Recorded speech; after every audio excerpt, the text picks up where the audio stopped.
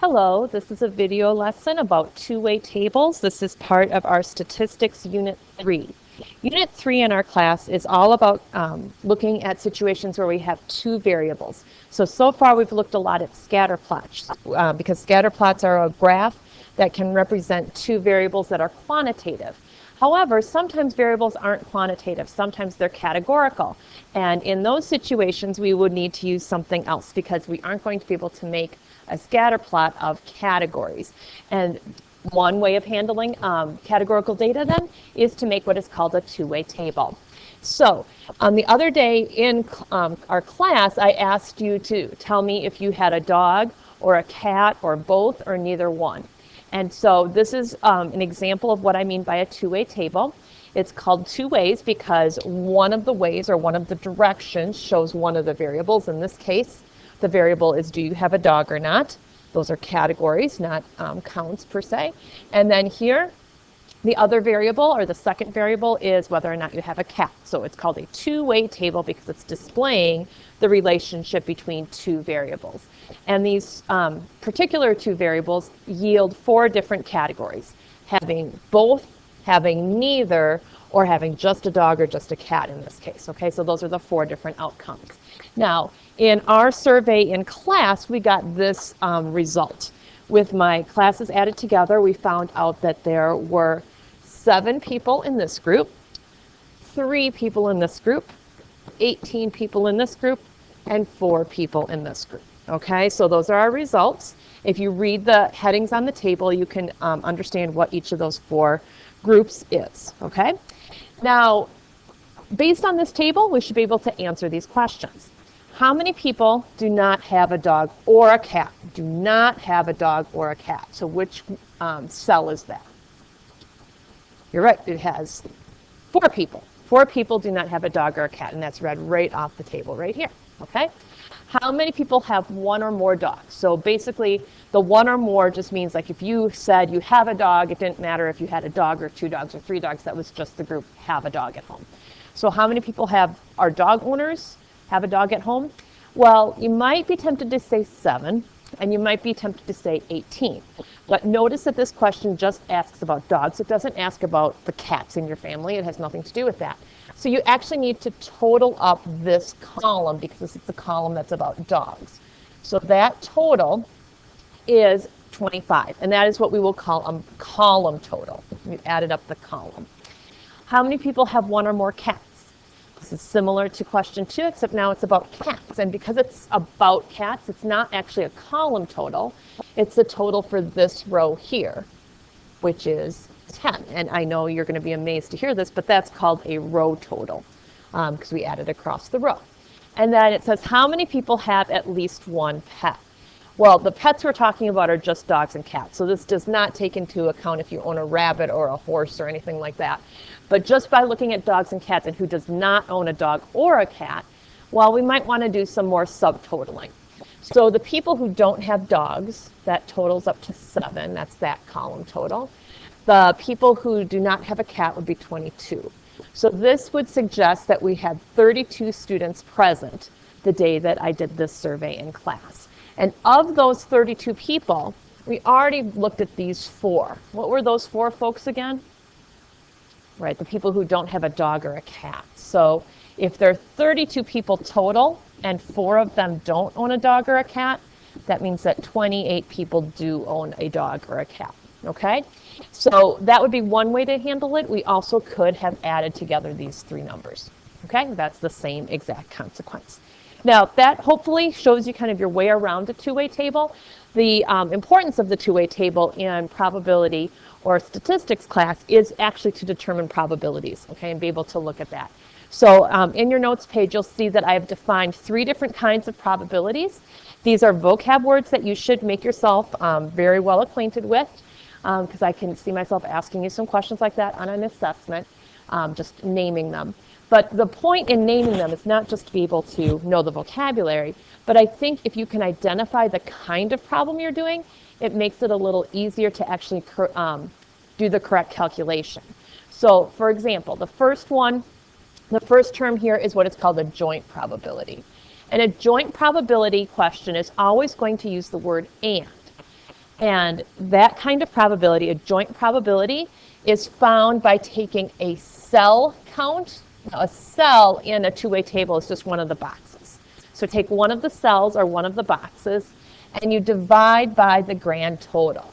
So an example of this would be, let's say I wanted to know the probability of someone in our group of students owning a dog and a cat.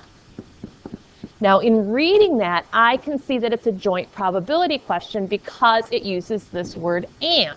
And as soon as I see the word and, I say, oh, that means I want to take a box from my chart, a cell, and divide by the grand total. Look back at our chart and say, well, I'm trying to find the probability of dog and cat.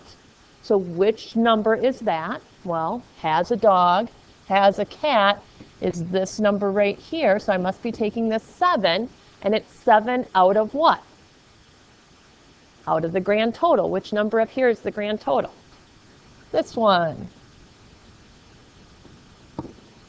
So I know that to find the probability that someone in our Trig Stats class, I want to know the probability that a given student has both a dog and a cat. That probability is 7 out of 32. That was a cell count that was in one of the boxes. This was a grand total, okay, the total number of students. So you see the payoff of knowing that joint probability is the one with an and then associating the fact of joint probabilities are cell over grand total, it makes it really clear how I find that particular answer, how I find that particular probability, okay? Let's go to conditional probability. We have actually seen conditional probability before in our very first stats unit. Conditional probabilities always use the word given or the word if, okay?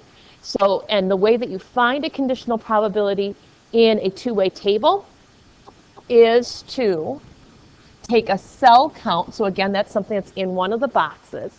But this time, instead of dividing by a grand total, you're going to divide by a row or a column total, depending on what the question is. So, for example, it says here, we might want to find the probability of having a cat given that you already own a dog.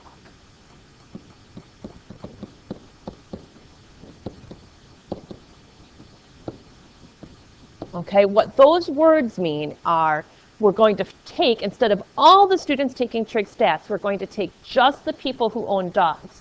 And then out of that group, figure out how many also own cats. So if we look at our table, what is the group that owns dogs? How many folks own a dog? Well, that would be this group right here.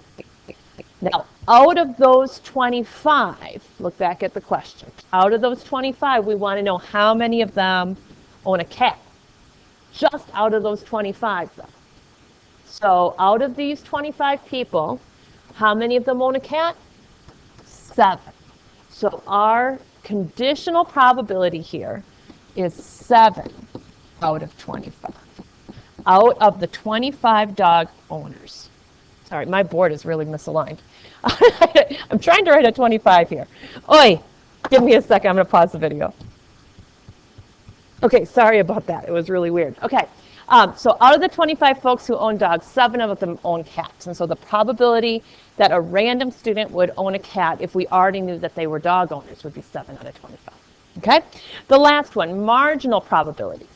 Marginal probabilities only use numbers that are found at the margins of the table, okay? It's a really, really good name. So the margins are these numbers here that are at the edges of your table. Marginal probability only uses numbers at the margins. And you're going to recognize marginal probability if it's a question that only mentions one variable. So if I have a question that's like probability of owning a cat, and it doesn't mention dogs. Probability of owning a dog, and it doesn't mention cats. Or probability of not owning a dog, not mentioning cats, right? Any of those would be a marginal probability. So let's try doing a couple of those just to make sure you understand what I'm saying. Okay, so the probability of owning a cat in our group, well, how many cat owners were there? Hopefully you're reading right across this line and you see, there were 10 cat owners. Okay, out of how many people? 32. So our probability of owning a cat in our group was 10 out of 32. Okay, that is a marginal probability. The 10 and the 32 were both numbers from the margins. This is a question that doesn't mention the other variable. There's nothing said about dogs. So it's a marginal probability. Another one would be this. Probability of not owning a dog. Okay, we look back at our table. Does not have a dog. Total was 7. So our probability for not owning a dog, no mention of cats, don't care about the cats, 7 out of 32. Okay, so I hope that these 3 examples drive home the 3 kinds of probabilities. The next part of your notes, I just wrote in a chart, and the 2 variables here, I hope you can tell what they are. What are they? What's the one that's across the top? Gender, right? So there's one variable, gender, and then this variable is actually labeled. It says grades. Okay, so we have variables of grades and gender. And then in each cell, rather than writing a number, I just wrote like row 1, column 1, row 4, column 1, row 3, column 2. That's what those symbols mean. And then, so the cells are actually just these 4 groups here, right? You can have A's, B's, C's, and D's in my chart. You could be male or female. Those are 8 different outcomes. So the red highlighted parts, those are the cell counts. And then at the bottom, these are column totals, as I've labeled. Over here on the side, these are row totals. Okay? So that's the setup of the table as a whole. And underneath, I've asked you to tell me what these different fractions tell us. So if I were to take R2C2, that's row 2, column 2, if I were to take this number and divide it by the grand total, my question is, what is it that you would be calculating? It's some probability. Well, let's think about what that cell represents. That cell are people who are female, and they get B's. And I'm taking it divided by the grand total. So this must be the probability of being female and a B student. That word "and" tells me that the kind of probability we're looking at here is a joint probability. See the word "and" in our notes before? And we took a cell and divided by the grand total. Okay, so this is an example of a joint probability. Okay, and the joint probability we were looking at was female and B. Okay? Now, the next one asked us what is going on if we take C2, column 2, that's this one, and divide it by the grand total. What does column 2 measure? Column 2 is how many females there are. And there's no mention about grades. So this is female, no mention of grades, so it must just be probability of female. What kind of probability is it when you ignore one of the variables? It's marginal, right? We just use numbers from the margin. So we're going to say that this is a marginal probability. Okay, what about this next one? R2C2, so this again, divided by this time R2. Okay, well, when I'm not dividing by a grand total, that's a big tell. That tells me that I must be doing a conditional probability, right? Conditional probability is the only time you're going to be dividing by a row or a column. So in this case, the assumption I'm making is that we are in row 2, which is the B category. Okay, so this is the probability of something, assuming that I'm in the category of B students. And if I look at that cell is the cell of females. So this is the probability of female, assuming that you're only looking at the group of B students, okay? And this is example of conditional probability. And the last one must be a repeat, because now we've hit all 3 kinds. So R2 divided by the grand total. R2 is row 2, which again represents B students, as we were just saying in the previous question. So this must be the probability of being a B student. doesn't mention anything at all about gender, okay? And so again, because we're ignoring one of the variables and only using things from the edges of the chart, that's a marginal probability. All right, so now we're going to do a couple practice problems. In this practice problem, it says that there are 40 children who are members of a cycling club, and then the two-way table tells about their bikes.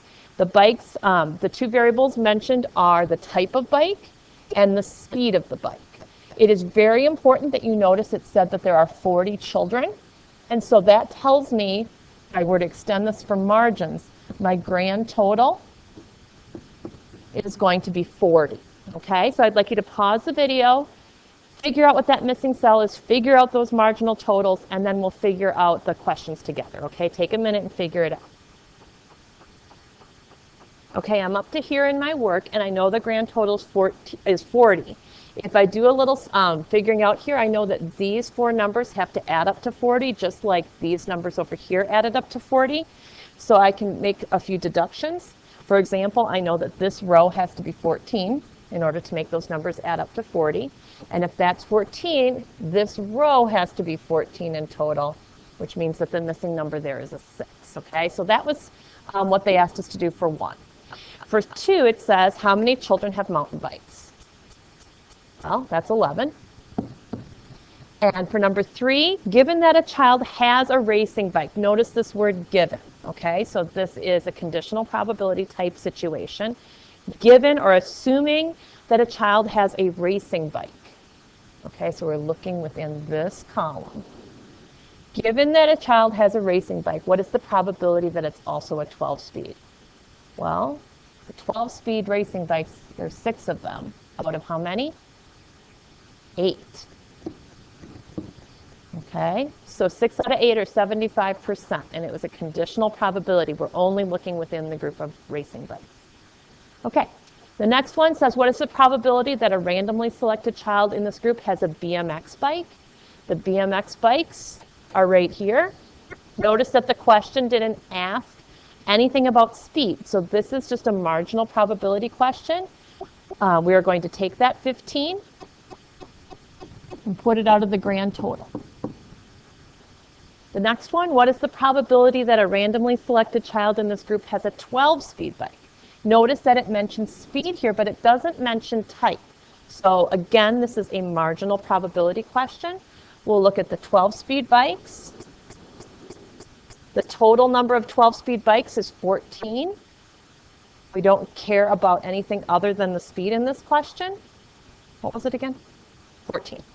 So we'd say 14 out of 40.